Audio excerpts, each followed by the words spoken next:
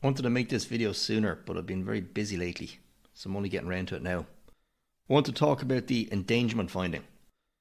That bad thing in America that Trump took away. You're probably wondering what I'm talking about. The endangerment finding. It's probably mixed up now with a million other soundbites. Vague memory. But it's certainly big news in the climate world of things. What is it?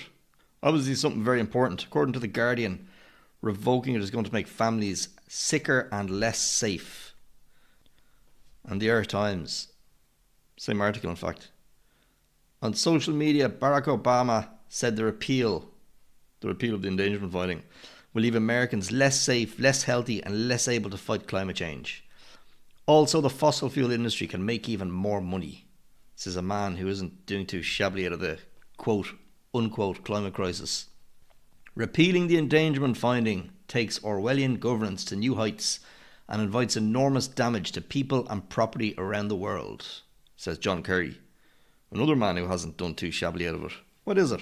What is this thing that has a lot of people having Richter scale size hissy fits, causing them to shed more tears than a melting iceberg?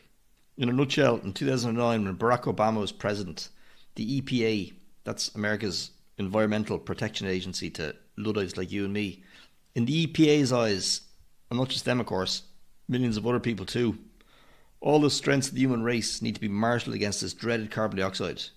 It's responsible for rising global temperatures, sea level rise, more intense heat waves, so on and so on. Trump just repealed it or rescinded it there about 2 weeks ago. That's what the hissy fit is about. Was he right to do that? Definitely he was right. The endangerment finding is what gave them the authority to regulate and kill carbon dioxide, which they say is the worst thing ever.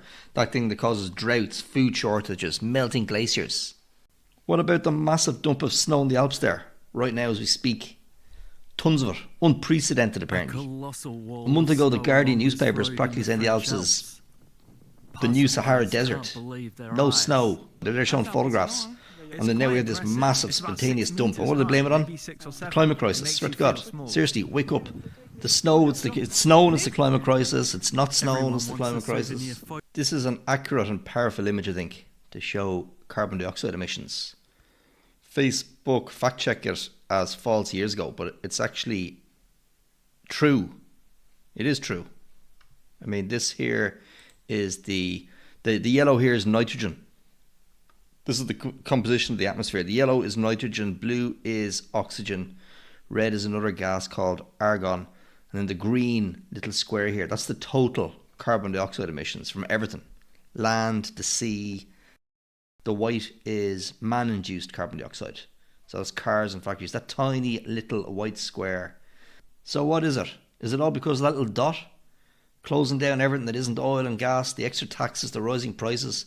I think the worst nightmare of these people promoting all these things would be for some person or company to solve climate change, to, I don't know, turn carbon dioxide into oxygen or something. And that way they'd have no excuse for all this. That would be their biggest nightmare.